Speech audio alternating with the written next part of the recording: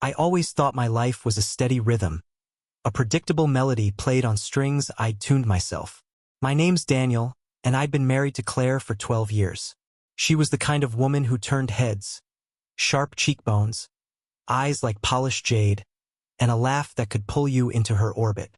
We lived in a quiet suburb, a brick house with a wraparound porch, the kind of place where neighbors waved and dogs barked at dusk. I worked as a structural engineer, spending my days sketching blueprints for bridges and towers, while Claire ran a small boutique downtown, selling handmade scarves and vintage jewelry. Our life wasn't perfect, but it was ours until I found the first crack in the foundation. It started with a phone call I wasn't meant to hear. I'd come home early one Thursday, my meeting canceled due to a client's flu. The house smelled of lavender, Claire's favorite candle flickering on the kitchen counter. I heard her voice drifting from the den, low, conspiratorial, not the bright tone she used with me. "No, he's at work," she said, a pause, then a giggle. "You're terrible. Tomorrow, then." My stomach twisted, not from jealousy, at least not yet, but from the unfamiliarity of it. She hung up as I stepped into the room, her face flushing pink before she smiled too wide. "Oh, you're home. Slow day?" she asked, brushing it off. I nodded, letting it slide, but the seed was planted. Over the next week, I noticed things I'd ignored before. Her phone buzzed more often, and she'd tilt the screen away from me. She started wearing perfume I didn't recognize, something musky, not her usual floral scent. She'd leave for errands that stretched into hours, returning with vague excuses and a distracted smile. I told myself it was nothing. People drift, I thought. Marriages ebb and flow. But then came the receipt, tucked in her coat pocket, crumpled and forgotten. Dinner for two at La Rosetta, a place we'd never been together. The date was last Tuesday, when she'd said she was meeting a supplier. $48 for wine, $70 for entrees. My hands shook as I held it, the paper crinkling like my crumbling certainty. I didn't confront her, not yet. I needed proof, something concrete to anchor the storm brewing in my chest. So I watched. I listened. I became a shadow in my own home, cataloging her habits like blueprints for a bridge I'd never build. And then, one evening, I saw him. Claire had left her phone on the counter, unlocked for once, and a text flashed across the screen. "Miss you already. Same spot tomorrow." The name was Mark. No last name, no context, just Mark. My pulse thudded in my ears as I scrolled back, careful, quiet, through weeks of messages. Flirtations, plans, a photo of them at a park, her head on his shoulder. Mark wasn't a stranger. Mark was my oldest friend, the guy I'd known since college, the one who'd stood at my wedding and toasted our future. The betrayal wasn't just hers, it was theirs. Mark, with his easy grin and broad shoulders, had been at our house a month ago, drinking my beer, laughing at my jokes. Now I saw it. The way he'd lingered near her, the glances I'd dismissed as nostalgia. My wife and my best friend, tangled in a web I hadn't seen spinning. I put the phone down, my hand steady now, cold purpose replacing the heat of shock. I wouldn't yell. I wouldn't break. I'd build something instead. A plan, precise and unyielding, to make them feel every ounce of what they'd done to me. The next morning, I woke before dawn, the house silent except for Claire's soft breathing beside me. She looked peaceful, her hair splayed across the pillow like a halo, but I saw her differently now, a stranger wearing my wife's face. I slipped out of bed, my bare feet silent on the hardwood, and brewed coffee I didn't drink. My mind was a machine, gears grinding as I pieced together what I knew. Mark lived 10 minutes away, in a condo overlooking the river. He was single, always had been, the kind of guy who charmed without effort. I trusted him with my secrets, my fears, my wife. And Claire had been my center, the one I'd built my life around. Now they were a unit and I was the outsider. I decided to follow her. She'd said she was meeting a friend for lunch, a casual remark tossed over breakfast as she spread jam on toast. "Just catching up," she'd added, not meeting my eyes. I nodded, playing the part of the oblivious husband, and left for work, or so she thought. Instead, I parked my truck 2 streets over, swapped my jacket for a hoodie, and waited. At noon, her car pulled out, a sleek blue sedan I'd helped her pick out 3 years ago. I tailed her at a distance, my hands tight on the wheel, until she stopped at a cafe downtown. Not just any cafe, Mark's favorite, the one with the mismatched chairs and overpriced lattes. I watched from across the street as he greeted her, his hand brushing her waist, her smile lighting up for him in a way it hadn't for me in months. They sat by the window, oblivious to the world, sharing a plate of pastries like some parody of a date. My chest burned, but I stayed calm, snapping photos with my phone, evidence, ammunition. She leaned in, whispering something that made him laugh, and I saw the intimacy in it, the ease. This wasn't new. This had roots, deep and hidden, growing while I'd been blind. I stayed until they left, her arm looped through his as they strolled toward the riverfront. I didn't follow further. I had enough. The rest of the day, I sat in my office, staring at blueprints I couldn't focus on, plotting something darker than steel beams and concrete. That night, Claire came home humming, her cheeks flushed. "Good lunch?" I asked, keeping my voice neutral. She nodded, launching into a story about a fictional friend named Lisa, a supplier with a sick cat. I listened, nodding, marveling at how effortlessly she lied.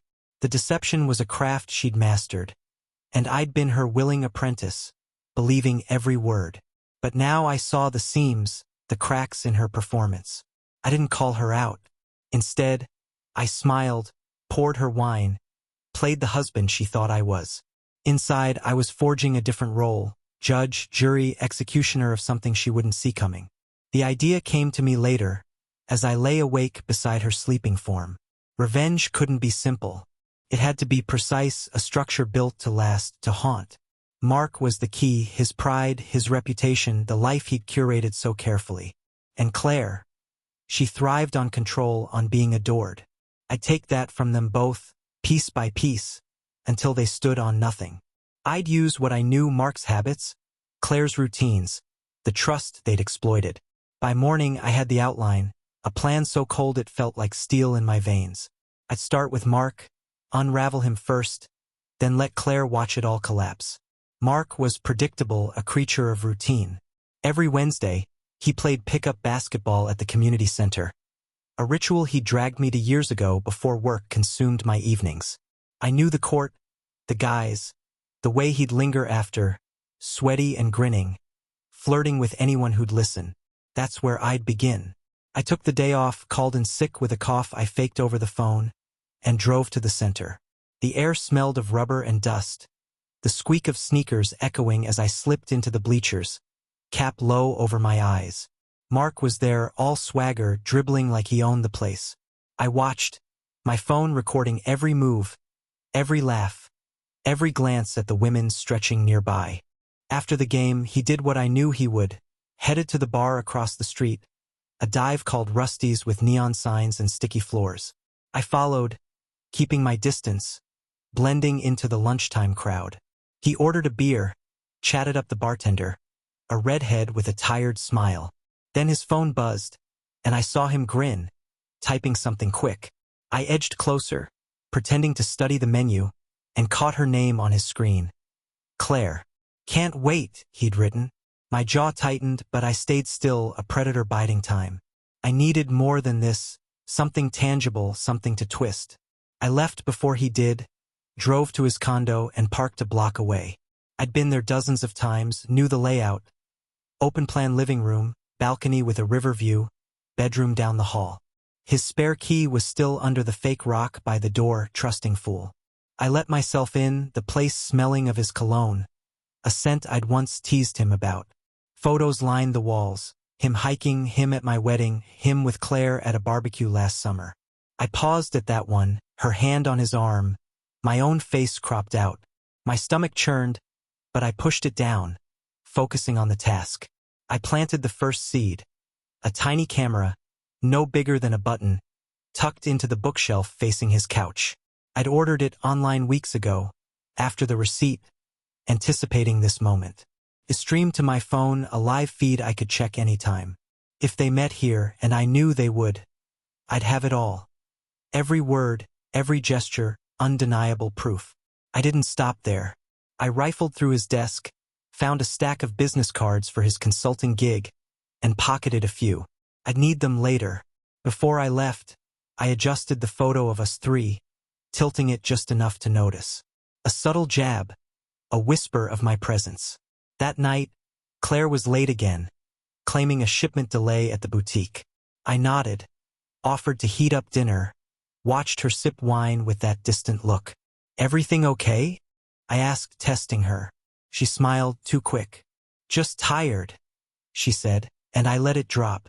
Back in my office, I synced the camera feed, the grainy image of Mark's empty living room staring back at me. I waited, patient as stone, until the next day when it paid off. The feed flickered, and there they were, Claire and Mark, tumbling onto his couch, her laugh filling the silence. I watched, unblinking, as they melted into each other, oblivious to the lens. My hands clenched, but my mind stayed sharp. This was fuel, not the fire. The fire would come later. The footage was a blade, cutting deeper each time I replayed it. Claire's voice, soft and teasing, Mark's hands on her like she was his to claim. I saved it all, hours of them, days apart, building a library of their betrayal. But evidence wasn't enough. I needed to wield it to turn their comfort into chaos. Mark's life was my first target. He prided himself on his charm, his network, the way people leaned in when he spoke. I'd strip that bare, expose him until he had nowhere to hide. Claire would come next, her turn to feel the weight of what she'd built. I started with his clients. Those business cards I'd taken were gold, names, numbers, a map of his professional world. He consulted for small firms, startups mostly, offering marketing advice with that slick grin. I spent nights researching, cross-referencing names with posts online, building profiles of my own. Then I acted. Using a burner phone and a voice modulator, tools I'd picked up after sleepless hours planning, I called his biggest client, a tech startup called Nexlify.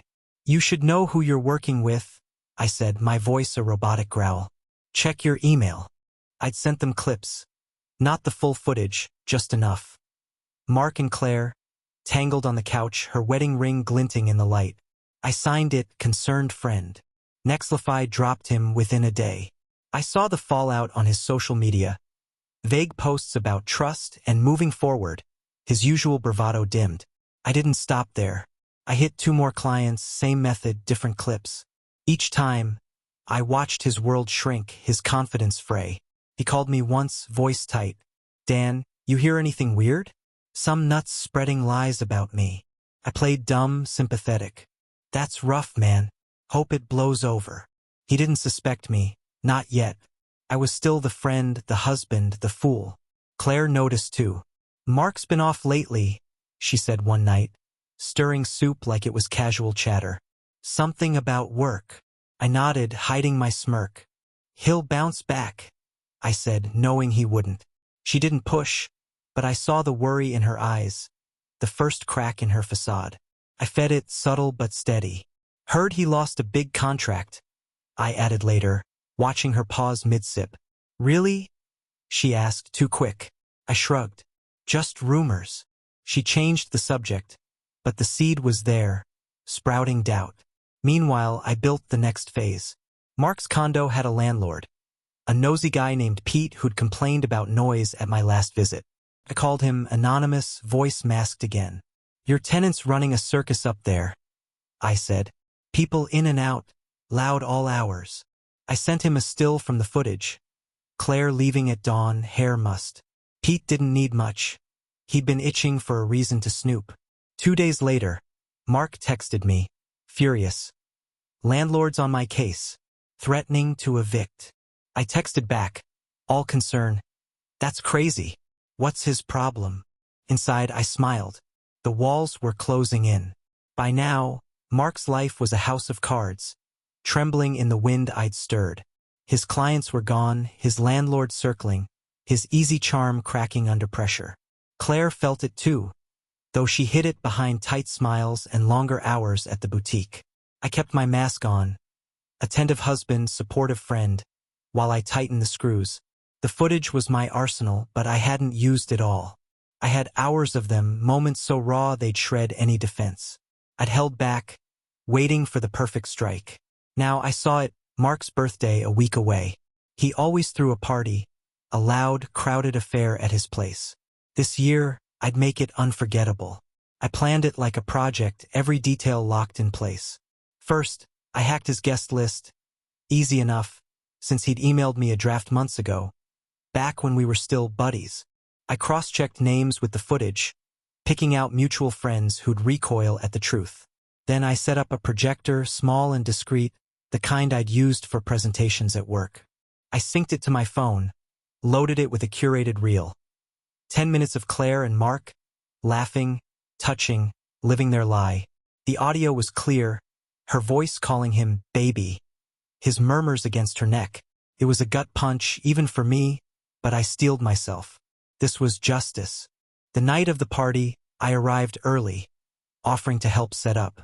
Mark looked haggard, dark circles under his eyes, but he grinned at me, clapping my shoulder. Good to see you, man. Been a rough month. I nodded, all sincerity, and slipped the projector into his living room, hidden behind a stack of books. Claire was there too, flitting around with trays of appetizers, her dress hugging her curves.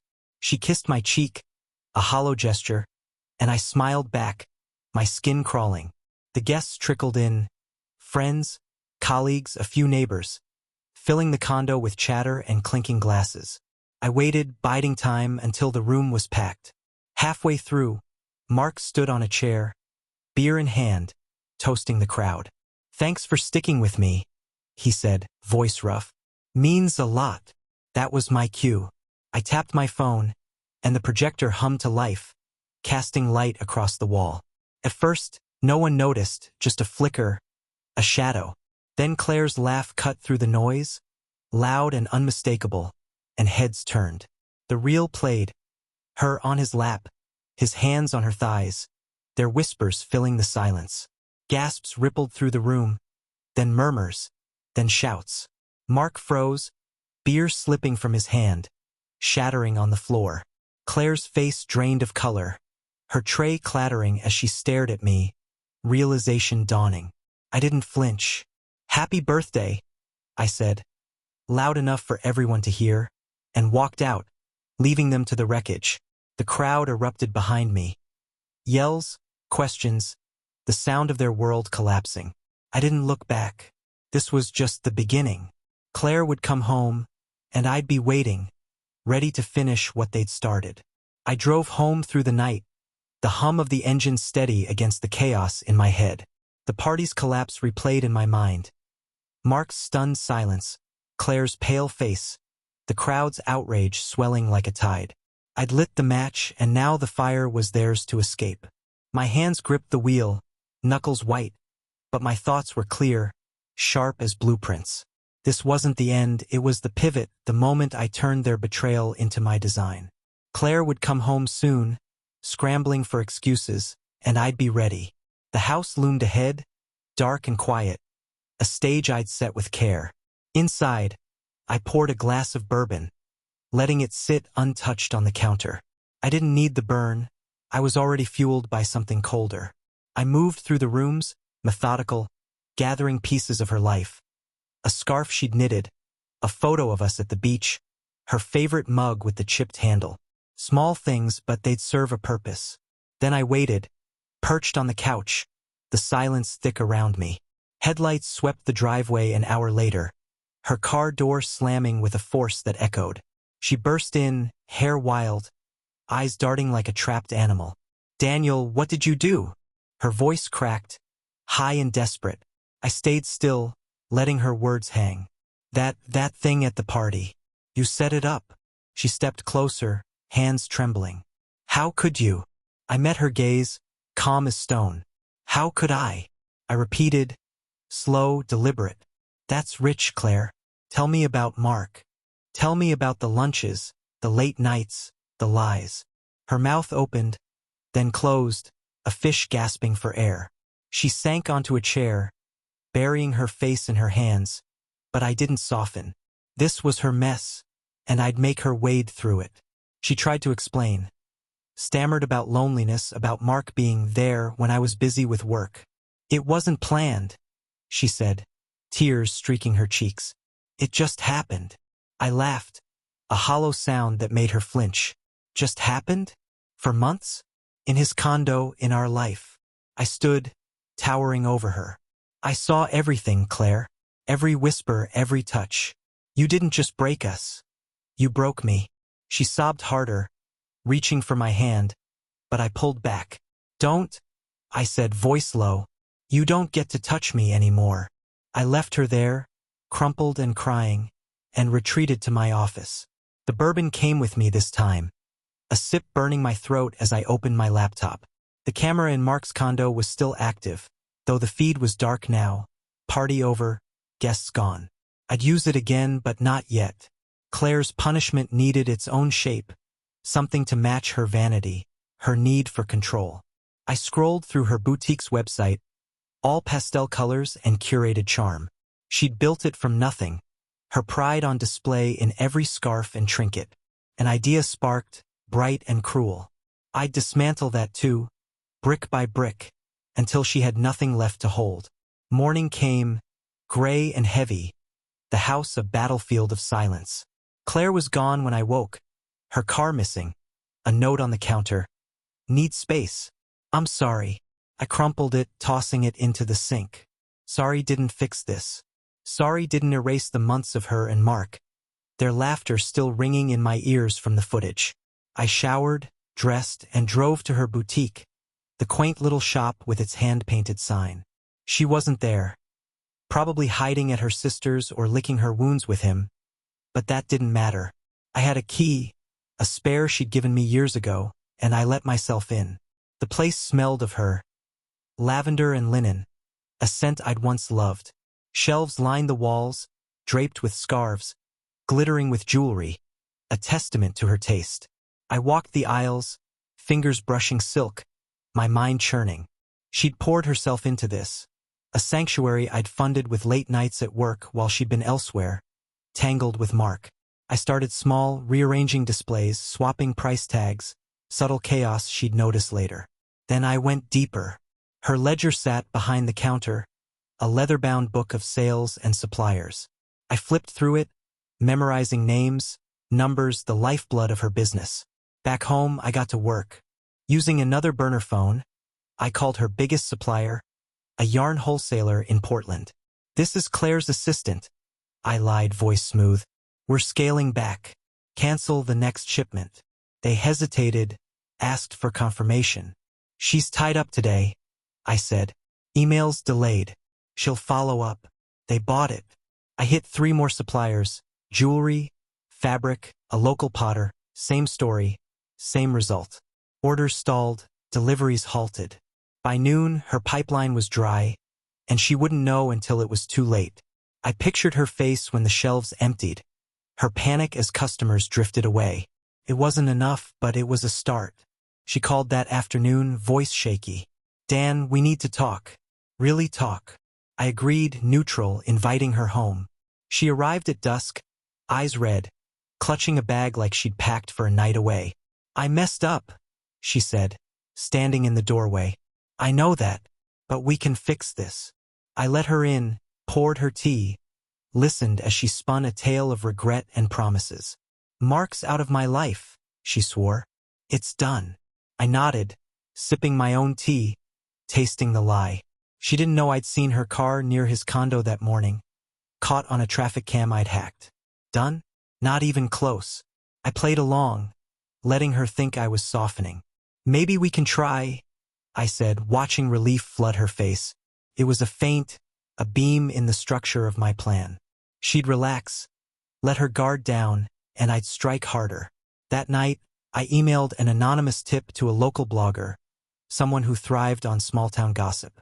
Check out Claire's boutique, I wrote. Owner's got secrets. Ask her husband. I attached a still from the footage, her and Mark mid-embrace, faces blurred but rings clear. The seed was planted. By morning, the whispers would start. The blogger bit fast. By noon, a post was up, Local boutique owner caught in scandal? No names yet, just hints. Married woman, cozy affair. A business built on charm now shadowed by rumors. I watched it spread, comments piling up, speculation swirling. Claire didn't notice at first. She was at the shop, texting me about rebuilding trust. I replied with platitudes, keeping her calm while the storm brewed. Then her phone rang, shrill and insistent, as I sat across from her at dinner. She answered, face paling as a supplier's voice crackled through. Cancelled? What do you mean? She stammered. I ate my pasta silent, savoring the unraveling. She hung up, staring at me. Something's wrong at the store. Orders aren't coming. I shrugged, feigning concern. Maybe a mix-up? She nodded, distracted, and called another supplier. Same story. By the third, her hands shook, realization creeping in. This can't be random, she muttered. I offered to help, all innocence, and she waved me off, retreating to her office. I followed later, peeking through the crack in the door. She was on her laptop, scrolling the blog post, her breath hitching as she read. Oh no, she whispered, clicking the blurry photo. She didn't connect it to me, not yet, but the fear was there, ripe and growing. I upped the pressure. That night, I mailed flyers to her customers, hundreds of them, addresses pulled from her ledger. Simple, anonymous. Claire's Boutique, where lies weave the fabric. No proof, just enough to sting. They'd hit mailboxes in days, a slow poison seeping into her world. Meanwhile, Mark called me, voice ragged. Dan, people are talking. That party, it's everywhere. I'm losing everything. I played the friend, all shock.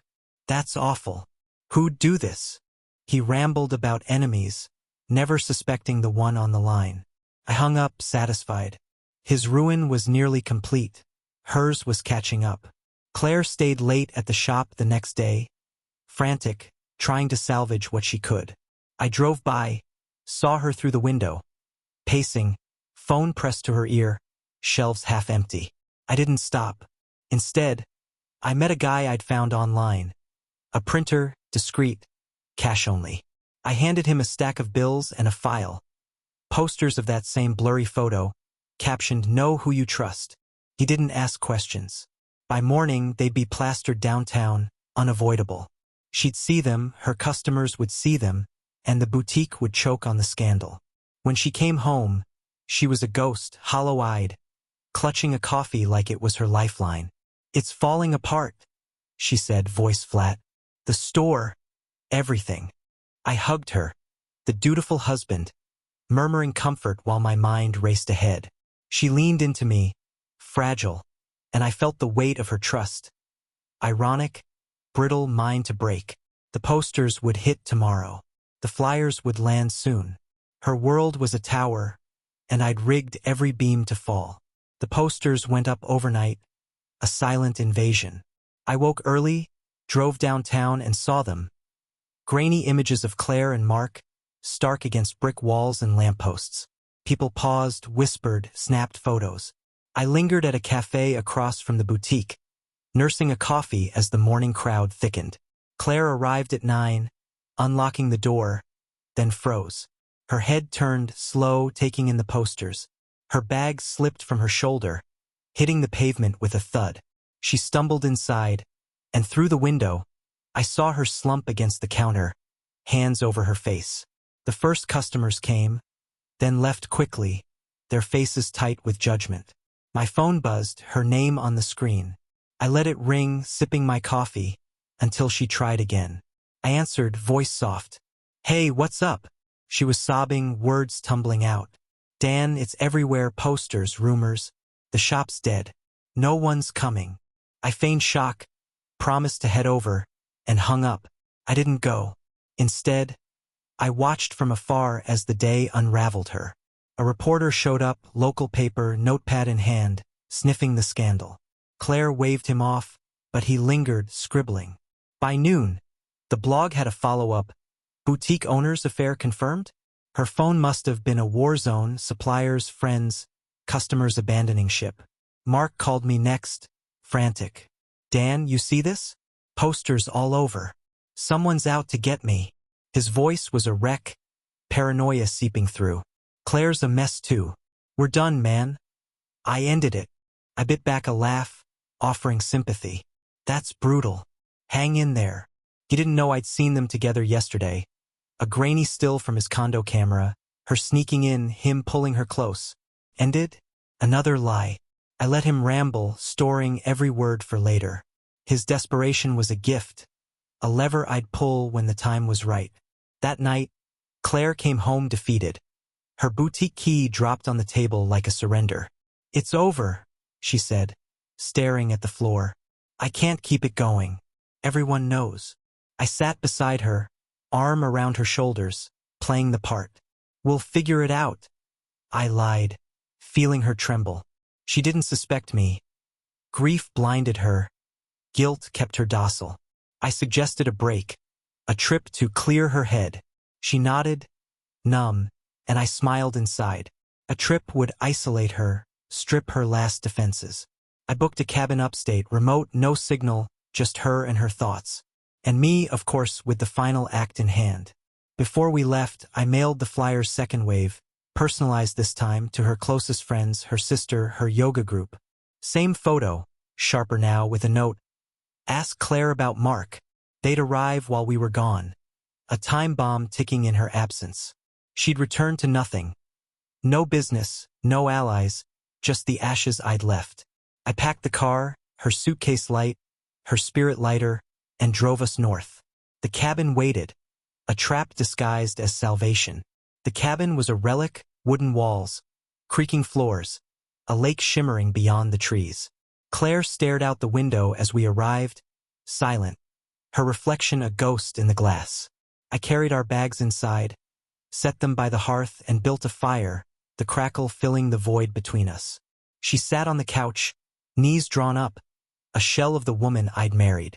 This'll be good for us, I said, handing her a mug of tea. She nodded, sipping, trusting me still. I almost pitied her, almost, but the footage looped in my mind, her and Mark, and pity burned away. The first day, I kept it light. Walks by the lake, quiet meals, letting her think I was healing. She talked more, tentative, about starting over, closing the boutique for good. Maybe I deserve this, she said once, voice small. I agreed, silent, masking it as a nod. By night 2, she softened, leaning against me as we watched the fire. Thank you, she whispered, for not giving up. I squeezed her hand, my stomach twisting. She didn't know the flyers had landed, that her phone, off since we arrived, would light up with Betrayal when we returned. She didn't know I'd brought the final piece. I'd packed a laptop, claiming work, but it held something else. The full reel, hours of her and Mark, unedited. On the third night, I waited until she slept, then set it up, screen angled toward her side of the bed, volume low but clear. I synced it to start at dawn when she'd wake alone. I'd be fishing by the lake, an alibi. The footage would greet her. Every moment, every lie, a mirror to her ruin. I tested it, watched her laugh on screen, and felt the cold satisfaction settle in. She'd wake to her own voice, her own choices, with no one to blame but herself. Morning came and I left before light, rod in hand, boots crunching gravel. I sat by the water, staring at nothing, imagining her eyes opening, the sound hitting her, the realization crashing down. An hour later, I heard her scream, raw, guttural, echoing through the trees. I didn't rush back. I reeled in my line, slow, deliberate, giving her time to drown in it. When I returned, she was on the floor, laptop dark, tears streaking her face. You? She choked, staring at me. It's been you. I didn't deny it. You built this, I said, voice steady. I just showed it to the world. She lunged at me, fists weak against my chest, sobbing accusations. I let her tire out, then stepped back. We're done, Claire. Go home, whatever's left of it. I packed my bag, left her there, and drove away. The cabin faded in the rear view, her figure small against it. She'd find her way back eventually, to a life I'd raised. Friends gone, business dust, Mark a pariah. My revenge was complete, a structure flawless in its cruelty, and I felt the weight lift, replaced by something hollow but free. The drive back from the cabin was a quiet unraveling, the road stretching before me like a ribbon of asphalt and resolve. I'd left Claire there, broken on the floor, the laptop's silent screen a testament to her collapse. My phone stayed off, no calls, no messages, just the hum of the engine and the weight of what I'd done. I didn't feel triumph, not yet. Only the cold certainty of a job finished, a bridge burned to its beams. The suburbs welcomed me back, their orderly lawns and glowing windows a stark contrast to the chaos I'd sown. Our house, my house now, stood dark, a shell waiting to be reshaped. Inside, I poured a bourbon, the amber liquid catching the light as I sat at the kitchen table. Claire's note from days ago still lay crumpled in the sink, a relic of her hollow sorry. I fished it out, smoothed it flat, and stared at her looping handwriting. Space she'd wanted. I'd given her an abyss. My laptop flickered to life, and I checked the fallout. Emails from mutual friends, terse and probing. What's going on with Claire? Saw the flyers. True. I didn't reply. Let them stew, let the whispers spread. The blog had a new post too. Boutique closes amid affair scandal. Perfect. Her world was rubble, and I'd laid every stone. Mark crossed my mind next. I hadn't forgotten him. His ruin was half the equation, and I'd left it simmering. I pulled up his social media. Once a parade of confidence, now a graveyard of vague apologies and deleted posts. His condo camera feed was still active, though the screen was dark. He'd been scarce since the party. I dialed him from the burner, voice masked, and he picked up fast, breathless. "Who is this?" he demanded. "Someone who knows," I said, low and steady. "You lost your clients, your place, your friends. How's it feel?" He cursed, panic cracking his bravado.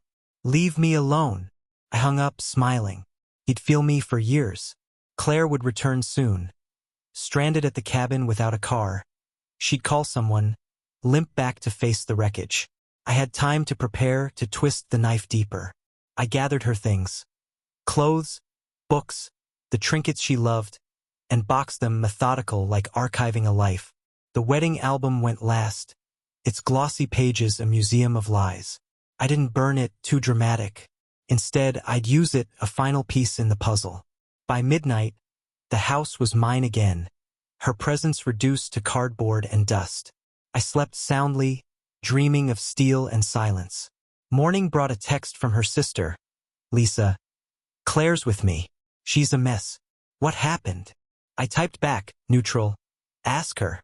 Lisa didn't respond. She'd see the flyers soon enough, connect the dots. I sipped coffee, plotting the endgame. Claire's return would be her undoing, and Mark's shadow would darken it. I had one last card, a move so precise it gleamed in my mind like polished metal. They'd built their betrayal together. They'd fall together too. Claire came home 2 days later, her key scraping the lock like a plea. I'd been waiting, the house sterile, her boxes stacked by the door. She stepped in, eyes swollen, hair tangled, a suitcase dragging behind her. "Dan," she started, voice raw, but I cut her off. "Don't," I said, standing in the kitchen doorway, arms crossed. "You're here to get your stuff. That's it." She flinched, glancing at the boxes, realization sinking in. "You're kicking me out?" she whispered. I nodded. "You left me long before I left you." Her lip trembled, but she didn't fight. Guilt had drained her dry. She moved slow, opening boxes, fingers brushing fabric like it could anchor her. I watched, silent, letting her feel the weight.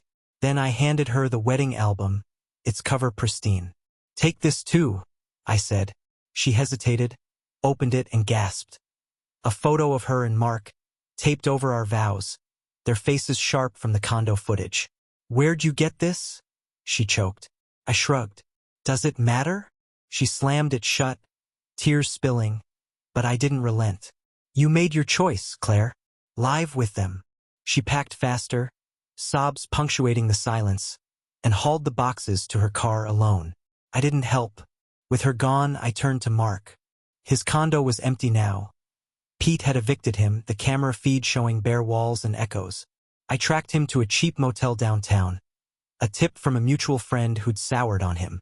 I drove there, parked across the street, and watched him shuffle out, unshaven, carrying a duffel. He looked small, a man deflated, and I felt the first flicker of satisfaction. I'd taken his life, his home, his work, his pride, and he didn't even know my hand behind it. Not yet. That night, I finalized the plan. Claire's sister had texted again, begging for answers, but I ignored her. Instead, I printed a letter, anonymous, typed, cold. Claire and Mark thought they could hide. They couldn't. Here's the truth. I attached the full reel, burned to a disc, every moment of their affair in crisp detail. Copies went to Lisa, to Mark's parents, to the last friends they had. I mailed them from a Dropbox across town. Gloves on, no trace. By morning, their families would see it all. The intimacy, the lies, the ruin they'd invited. I slept late, waking to a voicemail from Claire, her voice a wreck. Lisa got something, videos. She won't talk to me. What did you do? I didn't call back. Let her guess, let her drown. Mark texted too. A single line. You bastard. He knew now or suspected, and I savored it. The disc would spread. Family to friends, whispers to shouts, and they'd carry the shame like chains. My revenge was a web, and they were caught, flailing in the strands I'd woven. The fallout hit like a storm. Claire's sister called me, furious, her voice shaking through the phone. You sent that filth? You destroyed her. I stayed calm, letting her rage. She destroyed herself, I said. I just held the mirror. Lisa hung up, but the damage was done. Claire's family was fracturing, her last refuge crumbling. Mark's parents reached out too, a terse email. We're ashamed. Leave him alone. I didn't reply. They'd seen the disc, seen their son for what he was. I'd stripped him bare, and they couldn't unsee it. I drove by the boutique, its windows papered over, a closed sign dangling crookedly. A woman lingered outside, snapping a photo, gossip fodder, no doubt. I smiled, brief but real. Claire's dream was ash, her customers gone, her name a punchline. Mark fared no better. His motel stay stretched on, his car spotted at a pawn shop, selling what little he had left. I kept tabs, quiet, through whispers and posts online. Their lives were unraveling, thread by thread, and I was the seamstress, pulling each stitch loose. Claire tried once more, showing up at the house unannounced. I opened the door, blocking the frame. What do you want? She looked frail, eyes hollow. I need to explain, she said. Please. I shook my head. You explained enough on that couch with him. She flinched, then held out a letter. Shaky handwriting, pages of regret. I took it, shut the door, and tossed it unread into the trash. She banged once, twice, then left, her car peeling away. I didn't care what it said. Words couldn't rebuild what she'd raised. Mark's turn came next. I'd saved something special, a contact at his old firm, a guy I'd met at a barbecue years back. I called him, casual, dropping hints. Mark's been off the rails. You see that video going around? He hadn't, but he dug, found it, and promised to spread it internally. By week's end, Mark's name was mud in his industry, a cautionary tale whispered over coffee. I pictured him, alone in that motel, checking his phone for calls that wouldn't come. He'd trusted me once, and I'd turned that trust into a blade. The house felt lighter now, mine in a way it hadn't been. I repainted the walls, whitewashing her colors, and sold her furniture online. Cheap, quick, gone. Each piece erased her, and I breathed easier.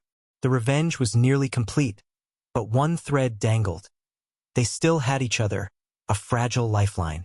I'd sever that too, make them strangers in their shared ruin. The final act was close, a capstone to my design. I waited a week, letting the dust settle, letting them think the worst was over. Claire had moved in with Lisa, a temporary truce, while Mark holed up in that motel, a ghost of his old self. I tracked them through scraps, Lisa's posts, a friend's offhand comment, piecing together their fragile orbit. They still met, secret now, stolen moments in parking lots and diners. The condo footage was gone, but I had eyes. A neighbor who owed me a favor, a waitress who liked cash. They confirmed it. Claire and Mark, clinging to their wreckage, too stubborn to let go. That was my opening. I drafted 2 letters, tailored and vicious. To Claire, I wrote as Mark, "I can't do this anymore. You ruined me, your lies, your boutique, your husband. Stay away." To Mark, I mimicked Claire, "You're weak. A mistake I can't keep making. Dan was right about you. Goodbye." I forged their styles, her loops, his blocky scrawl, practiced from old notes and cards. I mailed them from different towns, no prints, no return. They'd arrive the same day, a synchronized strike to shatter their last bond. The neighbor called 2 days later. Claire showed up at the motel, yelling. He threw something, glass, I think. She left crying. I thanked him, hung up, and checked the waitress next. "Mark came in alone last night," she said. "Looked like he'd been punched. Ordered whiskey, didn't talk." It worked. They'd turned on each other, trust poisoned by my hand. I leaned back, bourbon in hand, picturing their faces. Claire's shock, Mark's rage, the moment they realized the other had betrayed them again. A cruel symmetry, their own medicine fed back. I wasn't done. I leaked a rumor through that blogger. Cash under the table, a burner email. "Lovers quarrel ends affair for good." It hit the next day, a short post with no proof, just enough to stir the pot. Friends texted me. Fishing. "Heard Claire and Mark split. You're doing." I played dumb, shrugging it off, but the whispers grew. Lisa kicked Claire out, too much drama, too many questions. Mark checked out of the motel, destination unknown. They were adrift, alone, my design complete in its isolation. That night, I walked the house, empty now of her echoes. The bourbon tasted sweeter, the silence deeper. I'd taken everything, her business, his pride, their connection, and left them with nothing but each other's absence. The wedding ring sat on my desk, a dull gold band I'd slipped off weeks ago. I melted it down, a small torch from my toolbox turning it to slag, then tossed it in the trash. A final erasure, a period on their story. I slept dreamless, free at last. Months passed, a quiet epilogue to the storm I'd built. Claire vanished from the suburbs. Word was she'd moved west, chasing a fresh start no one believed she'd find. Her boutique stayed shuttered, a for lease sign fading in the sun, a monument to her fall. Mark surfaced briefly, a blurry photo on a friend's feed, thinner, grayer, working some nowhere job in a strip mall. They didn't cross paths, didn't call. Their bridge burned by my letters and their own brittle trust. I'd severed them clean, a surgeon's cut through their shared lie. I rebuilt my life, slow and deliberate. The house became a fortress, new locks, new paint, new furniture I chose alone. Work steadied me, blueprints a language I still spoke, bridges rising where theirs had collapsed. Friends drifted back, cautious at first, then warm, sensing I'd shed the weight of her. I didn't talk about it, no need. The story lived in the silences, the empty spaces she'd left. I dated once, a woman from work, but it fizzled. Trust was a muscle I hadn't stretched yet. Maybe someday, but not now. One evening, a package arrived, no sender, just my name in block letters. Inside was a scarf, hand-knitted, lavender-scented, Claire's style unmistakable. No note, no explanation, just the fabric, soft and accusing. I held it, fingers tracing the stitches, and felt a flicker. Anger, memory, something softer I crushed fast. She was reaching, a ghost from the rubble, but I wouldn't bite. I drove to the river that night, the scarf in hand, and tossed it in. It floated, then sank, swallowed by the current. A last goodbye unacknowledged. Mark called once, late, his voice slurred. "Dan, I know it was you. All of it." I didn't deny it, just listened as he rambled. Lost jobs, lost hope, a life in tatters. "You happy now?" he asked. "Happier than you," I said, and hung up. He didn't call again. I checked the blog one last time, its final post, months old, a footnote to their scandal. The world had moved on, and so had I, leaving them to their shadows. Spring came, the porch blooming with flowers I planted, colors she'd never see. I sat there, bourbon in hand, watching the sunset paint the sky. The revenge was done, a structure complete, its beams cold and unyielding. They'd betrayed me, built their joy on my trust, and I'd torn it down, piece by cruel piece. I didn't regret it. The hollow space inside wasn't pain. It was freedom, a quiet I'd earned. The world turned, and I turned with it, alone but whole, their echoes fading into nothing.